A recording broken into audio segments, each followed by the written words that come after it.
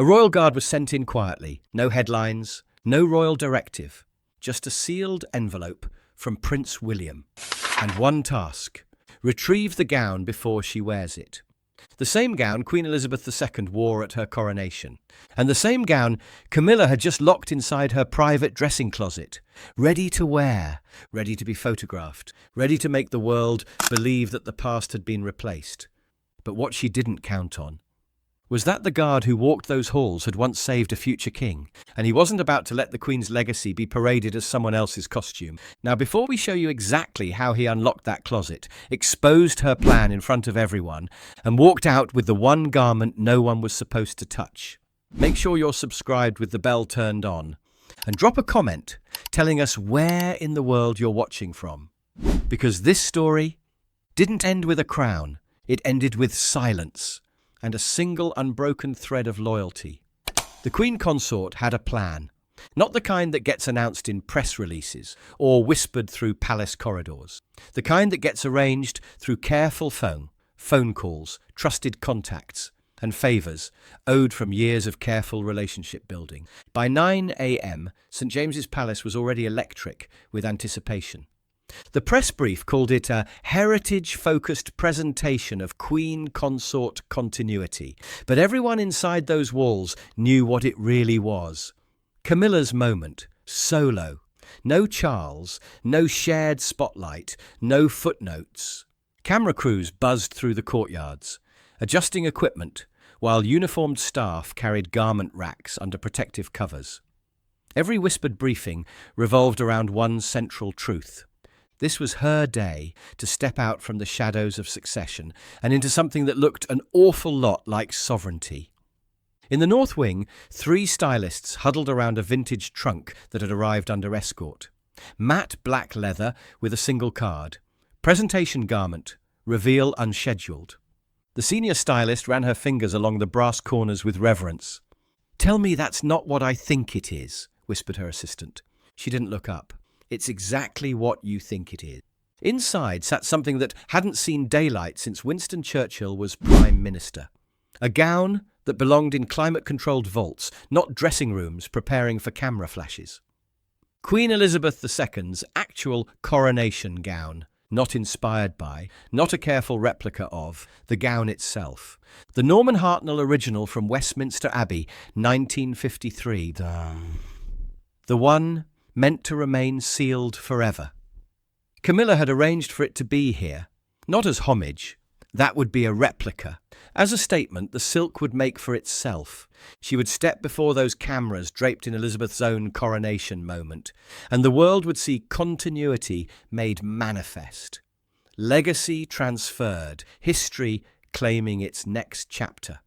In another wing of the palace, someone typed a message into a secure phone. "Trunk confirmed. Fitting in progress." The text bounced through encrypted servers before landing on a device in Kensington Palace, where it was read by someone who understood that some symbols were too sacred to be borrowed, even by those who believed they had the right. Clara Forrester had been working palace wardrobes for 18 months, but she'd fallen in love with the weight of history from day one. Not just fabric and craftsmanship, but what it meant. Who had worn these things, why they mattered, which made this moment feel like witnessing sacrilege.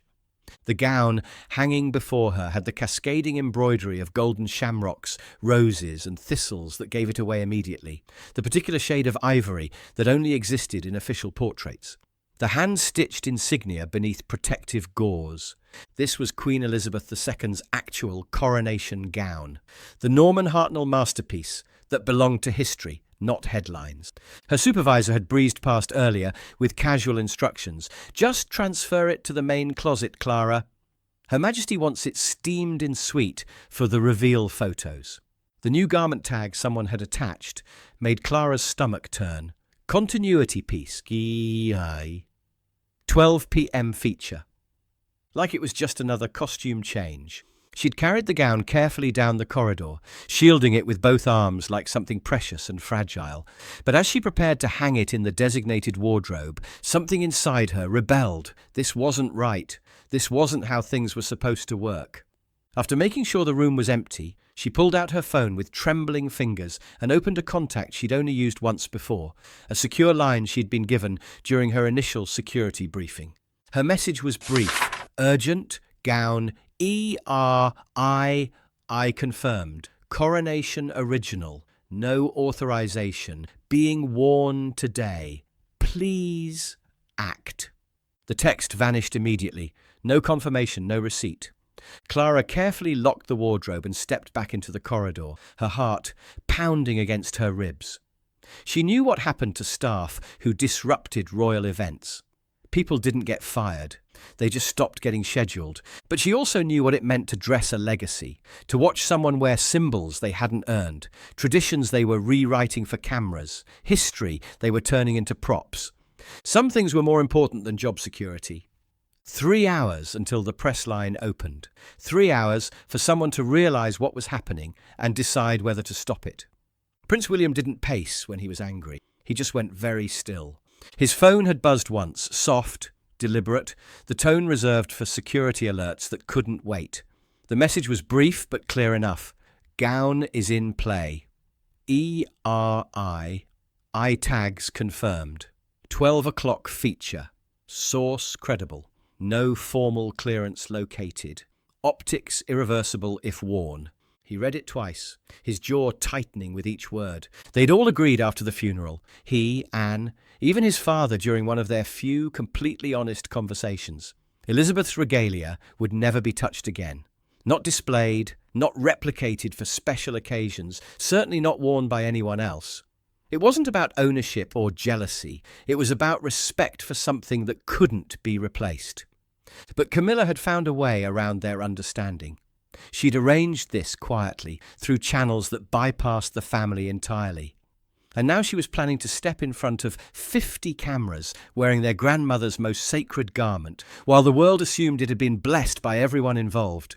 His father would watch the footage later and say nothing, but everyone who knew him would see the disappointment in his eyes. And Anne? She would never forgive it, or him, for not stopping it. William opened a locked drawer in his desk and removed a sealed envelope marked only Legacy Contingency, SC. Inside was a single authorization card. He pressed his thumb to the biometric scanner at the bottom and watched a code appear. Active Calder SGU AUTHEW13. There was only one person he trusted with this kind of quiet correction, not security theatre, not dramatic confrontations, just restoration.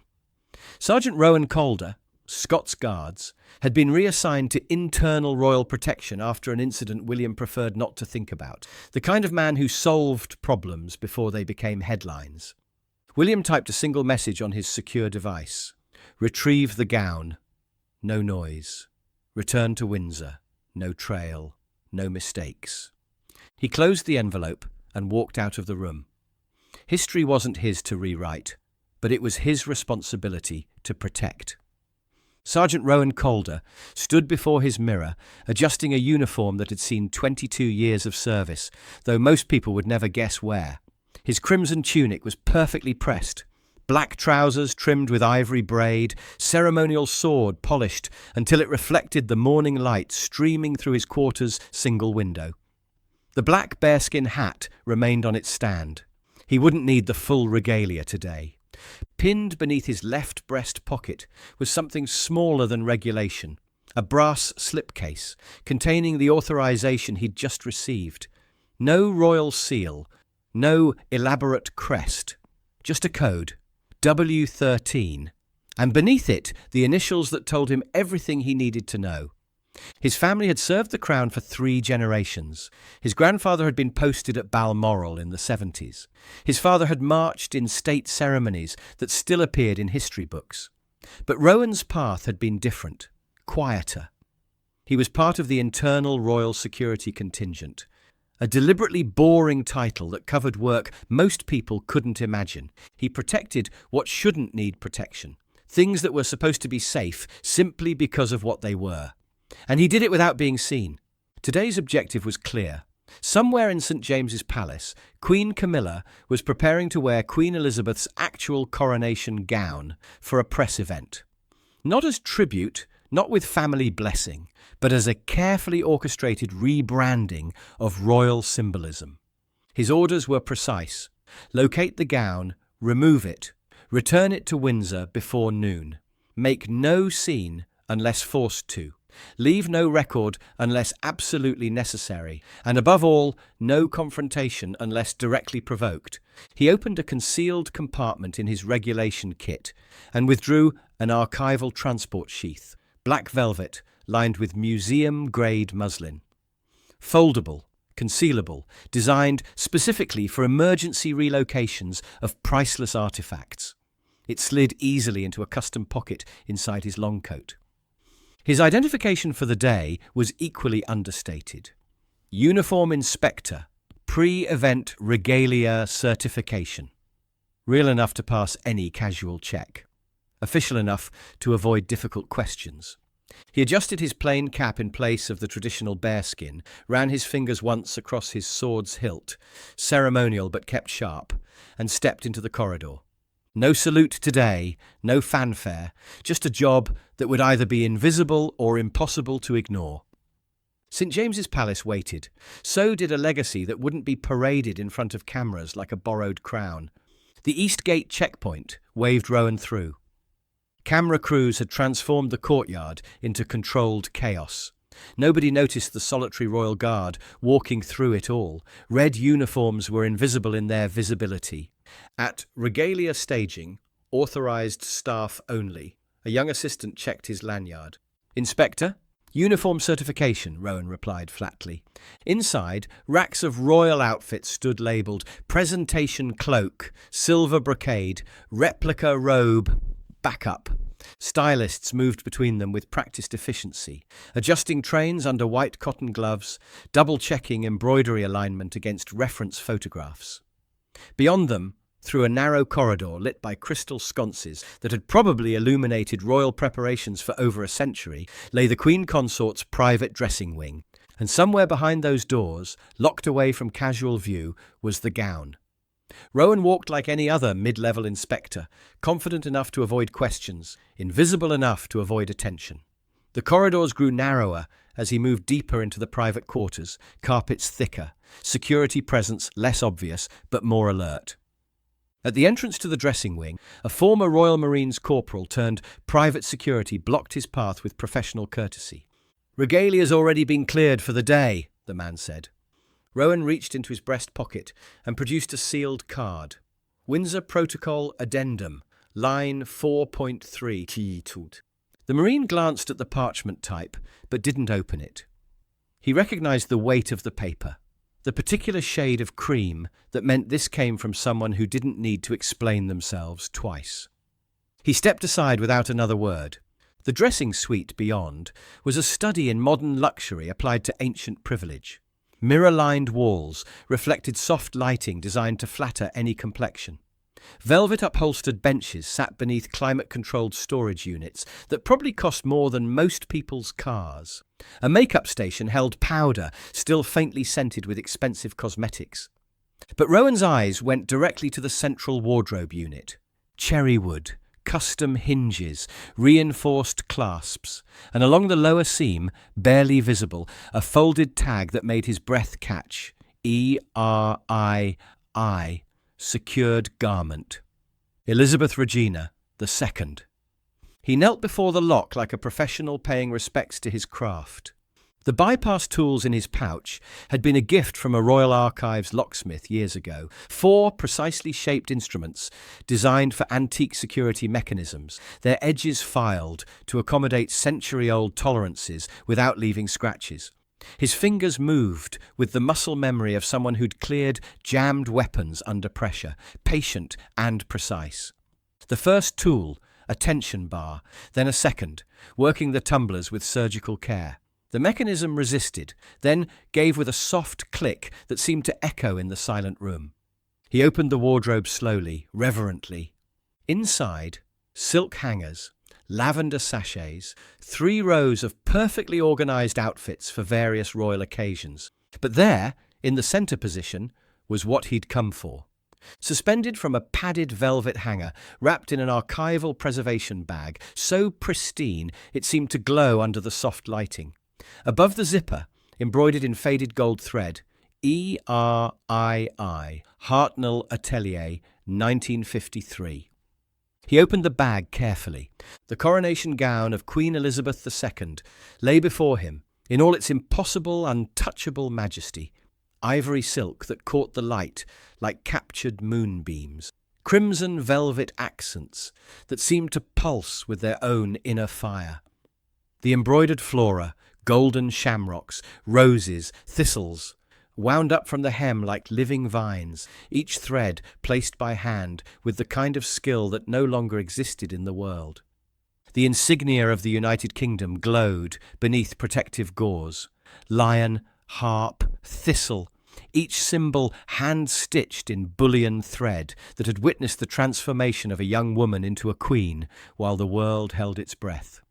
Rowan didn't whisper a prayer or pause for dramatic effect, but something passed across his expression, not reverence exactly, but recognition. This wasn't just fabric. It was the physical embodiment of a moment that had changed everything, worn by someone who'd earned the right to wear it through decades of service that followed. He reached into his coat's inner lining and withdrew the archival transport sheath. With both arms, he lifted the gown with the care usually reserved for religious relics, feeling its surprising weight settle in his hands. Each fold was cushioned with museum-grade muslin, each layer protected as if it might dissolve at an improper touch. He sealed the velvet sheath and secured it within the specially modified interior of his long coat, custom rigging that had been installed for exactly this kind of emergency retrieval. One final check of the wardrobe. Empty, clean, undisturbed. He clicked the lock back into place and stood, adjusting his coat so the precious cargo rested securely against his torso. From somewhere down the hallway, voices approached. Camilla's security making their rounds, perhaps, or just another wave of event coordinators checking last-minute details. He moved toward the exit with measured steps, no limp from the weight, no hurry that might draw attention, no hesitation that might suggest guilt. He looked exactly like what his identification claimed, a royal guard completing a routine inspection before a national event. But beneath the coat that bore the insignia of centuries of service rested the most sacred garment in modern British history, and the next 60 seconds would determine whether it escaped unseen or became the centre of a confrontation that would reshape everything. Rowan had almost reached the service corridor when the quality of silence behind him changed. Not the comfortable quiet of an empty hallway, but the charged stillness that meant someone was watching, waiting, calculating their next move. "Sergeant Calder." The voice didn't need to be raised to stop him cold. He turned slowly, hands clasped behind his back in perfect ceremonial posture. Camilla stood at the far end of the corridor, and she was no longer wearing her morning robe. Instead, she'd dressed in a slate blue gown that draped over her shoulders like armour, elegant, formal, and absolutely ready for cameras. Her expression wasn't surprised or confused.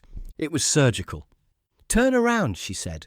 Behind her, a security officer stepped into view, uncertain whether this was a standard interaction or the beginning of something that would require intervention. A press coordinator appeared from around the corner, then froze when he sensed the tension crackling between them. Camilla walked forward with measured steps, her heels silent on the imported carpet. Her gaze wasn't fixed on his eyes. It was focused on the subtle bulge beneath his long coat, where the gown rested in its protective sheath. "That belongs to me," she said. Rowan remained silent, maintaining the kind of steady composure that 22 years of service had trained into his bones. The press coordinator had pulled out his phone, uncertain whether he was witnessing a rehearsal or stumbling onto something that would need to be managed very carefully. A makeup artist had stopped pretending to organise her kit. A junior valet froze with his clipboard half raised. Everyone was listening now. Camilla stepped closer, her voice dropping to the kind of controlled tone that suggested years of practice at having difficult conversations while being watched. "I arranged for that gown through all the proper channels. Discreet inquiries, careful coordination, appropriate respect for its significance. It was meant to be symbolic, a gentle nod to continuity, something the public could embrace during uncertain times. Her eyes narrowed. And now you're walking out with it like some common thief in uniform. Rowan's response came low and even, carrying the weight of absolute certainty. Ma'am, the item in question is classified under the Royal Collection Archive as Regalia Class Heritage. It's restricted from public wear, reproduction or display under Order W72, established in 1953 and confirmed after Her late Majesty's passing. Camilla's laugh had no humour in it. Don't recite museum policy at me, Sergeant. That gown was intended for today's presentation. It was never intended for cameras, Rowan replied, especially not as commentary on succession. The hallway had gone from quiet to absolutely still. Everyone pretended to continue their tasks, while straining to hear every word of an exchange that felt far more significant than a simple uniform inspection. A makeup artist stood motionless beside her rolling case. The valet's pen had stopped moving across his clipboard. The security officer looked increasingly uncomfortable with his position between a senior royal and a royal guard, who clearly had authorization from someone. Give it to me, Camilla said, her voice tightening around the edges. You'll hand it over right now, and I'll consider this an unfortunate misunderstanding. I'll even let you complete your shift without formal complaint, but if you walk out of here with it... Rowan looked directly into her eyes. I wasn't given that choice, ma'am. The words hung in the air like a challenge. He shifted slightly to one side, just enough that the soft outline of the gown's protective sheath became visible beneath his coat. Not dramatically, not as a taunt, but as a simple statement of fact. Everyone saw it, including the cameras, because the press coordinator's phone had been recording for the past 90 seconds, and two other staff members had their devices discreetly aimed at chest height, pretending to check messages while capturing what might be the most significant confrontation to happen inside a royal residence in years. For the first time that morning, Camilla seemed to realize that she was no longer controlling the narrative. This wasn't a private conversation anymore. It was evidence. Camilla's fingers flexed at her sides as if she might reach out and simply take what she believed belonged to her. But she didn't, because phones were pointed at them now. Not palace staff trying to be helpful, not security officers documenting routine procedures, but people who understood they were witnessing something that could reshape how the monarchy's most sacred symbols were understood and protected. The hallway wasn't a corridor anymore. It was a stage, and everyone on it knew their next words might be quoted in headlines they'd never intended to create. Camilla's voice dropped to the kind of controlled whisper that somehow carried more authority than shouting. Sergeant, you are not authorized to remove garments from the Queen Consort's private dressing chambers. Rowan remained perfectly still, both gloved hands resting lightly over the clasp of his long coat, where the gown rested against his chest. I didn't remove anything, ma'am. I executed a retrieval order signed by the heir apparent. The words hit the polished marble of the hallway like a physical blow. Camilla blinked once, twice, as if the information needed time to register fully. William authorized this. Rowan didn't confirm or deny. The pause spoke for itself, carrying more weight than any direct answer could have provided. On what grounds? She pressed. He reached into his coat with deliberate calm and produced a laminated authorization card. No royal seal, no elaborate crest. Just a barcode, a classification number, and 2 lines of text. Item W-004, Regalia, Coronation Gown, ER2II, Custodial Protocol, Class Y, Withdrawal Approved. The security officer read it over Camilla's shoulder and said nothing, but his posture shifted from protective alertness to neutral observation. He recognized the format, the paper stock, the kind of authorization that didn't get questioned by anyone below the level of principal private secretary. Where was the formal objection? Camilla demanded, her voice tight with barely contained frustration. Why wasn't I consulted before this intervention? Rowan's answer was simple and devastating. Because this wasn't a negotiation, ma'am, and because some symbols can't be borrowed regardless of position or intention. She stepped forward until she was close enough to see her reflection in the polished buttons of his uniform. I was never planning to wear it for the entire event. Only for photographs. A single image that would connect one reign to another. Show the public that tradition continues. It's not a tradition you earned, he said quietly. He hadn't raised his voice, hadn't moved from attention, but the words cut through the corridor's tense atmosphere with surgical precision. Camilla stared at him, her breathing sharp and controlled, searching for some response that would restore her authority over the situation. But behind her, the whispers had already started. That's the actual coronation gown. Shouldn't that be in Windsor? Who authorized access to that? The phones continued recording, capturing not just the confrontation, but the growing realization among the staff that they were witnessing a fundamental disagreement about the nature of royal legacy itself. Rowan stepped to one side, breaking eye contact, as he began walking toward the service lift. His movement was calm, unhurried, carrying no trace of victory or vindication. Just the quiet satisfaction of duty performed correctly. As he passed one of Camilla's personal handlers, a woman who'd been standing frozen throughout the entire exchange, he paused and spoke just loudly enough for one person to hear, but quietly enough that the recording devices wouldn't catch it clearly. If I'm wrong about this, it will be forgotten by tomorrow. If you're wrong, it won't be. And with that, he disappeared into the brass-trimmed service lift, his silhouette vanishing behind doors that closed with the soft finality of a chapter ending. The gown was gone. The plan was shattered. And in the corridor behind him, Camilla stood surrounded by witnesses to a confrontation that would never be officially acknowledged, but would be privately remembered by everyone who'd watched it unfold. Her image would survive intact, but not in the way she'd planned. And somewhere between the elevator doors closing and the sound of machinery carrying a royal guard toward the restricted garage levels, she realized that history had just been protected from her, rather than preserved by her. The service elevator descended towards St. James's basement levels with barely a whisper of sound.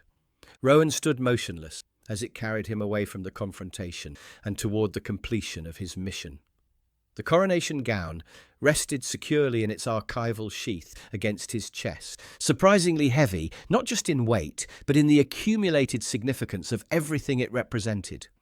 The doors opened to reveal a nondescript loading area where a plain estate vehicle waited, with its rear hatch open.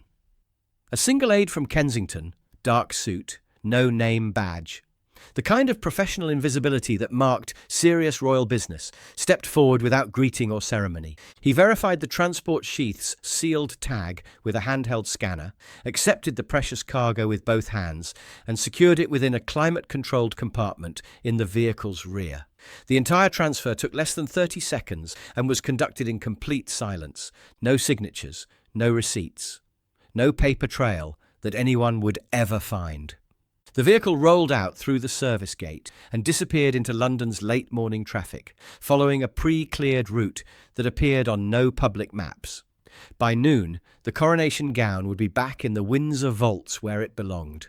Its brief, unauthorized journey documented only in the kind of reports that were filed and immediately classified.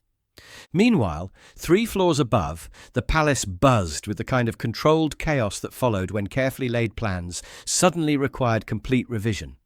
Camilla's styling team scrambled to adjust their timeline, substituting a navy velvet ensemble that was elegant and appropriate but carried none of the symbolic weight they'd been counting on. She walked onto the press line 40 minutes later than scheduled, wearing dignity and composure but not transcendence. The photographs would be lovely, professional, suitable for the court circular, but they wouldn't reshape anything. They wouldn't claim anything. They wouldn't transfer the mystique of coronation from one reign to another through the alchemy of shared fabric and inherited symbols. The press never asked about the delay. Royal events ran on their own timeline, and everyone understood that perfection took whatever time it required. But backstage, people whispered. Senior officials maintained diplomatic blindness to conversations they couldn't afford to officially hear. No reprimands were issued because no formal complaints could be filed. The monarchy had learned long ago that internal disagreements were best resolved quietly, especially when they involved fundamental questions about the nature of legacy itself. Rowan exited through the North Service corridor, his mission complete and his presence no longer required. He walked with the unhurried stride of someone finishing a routine shift, cap tucked under one arm, expression unreadable. No cameras followed him, no aides stopped him to ask questions. He simply stepped out into the autumn air and became invisible again, the way good security personnel always did once the crisis was resolved. In his pocket, folded twice and sealed, was the empty velvet sheath that still carried the faint scent of cedar and lavender from the gown it had protected. Physical evidence of a victory that would never be announced, celebrated, or officially acknowledged. He caught a final glimpse of the motorcade preparing to depart. Polished vehicles, security escorts, Camilla's team clustered around the doors with their professional smiles intact. None of them looked toward him. None of them needed to. His part in the morning's events was already becoming invisible, the way the most important victories often were. No medals, no commendations, no mentions in tomorrow's papers. Just the quiet satisfaction of knowing that something irreplaceable had been protected from being turned into a costume. The coronation gown was safe. The cameras had never seen it. The crown remained intact. Because sometimes in a monarchy built entirely on symbols and their meanings, the greatest service was ensuring that the most sacred ones stayed exactly where they belonged. As Rowan disappeared through the palace gates and back into the London morning, he didn't look back at the scene he'd left behind. The confrontation was over, the crisis resolved, the legacy preserved. No ceremony marked his victory. No headlines would chronicle what he'd prevented. But Queen Elizabeth II's coronation remained hers alone, untouchable and unrepurposed, exactly as it was meant to be. And in a world where image was everything, sometimes the most important battles were fought not for attention, but for the right to keep certain things sacred. Now tell me, should any member of the royal family be permitted to wear Queen Elizabeth's actual coronation gown for modern appearances? Was Prince William justified in quietly intervening to protect his grandmother's legacy? And if you found yourself in Sergeant Calder's position, would you have retrieved that gown knowing the consequences? Drop your thoughts in the comments. We read every single one. If you believe some pieces of history are too sacred to be repurposed, hit that like button right now. Subscribe with notifications turned on so you never miss stories like this, stories that show what really happens when tradition collides with ambition behind the crown's most carefully guarded doors. Share this with someone who understands that legacy isn't just about what happened, but about protecting what it means for everyone who comes after. And if you're still here, you're exactly the kind of person these stories are made for. People who know that the most important victories are often the ones nobody talks about. Check out our next video, and we'll see you tomorrow with another story that proves the real drama happens when the cameras aren't rolling.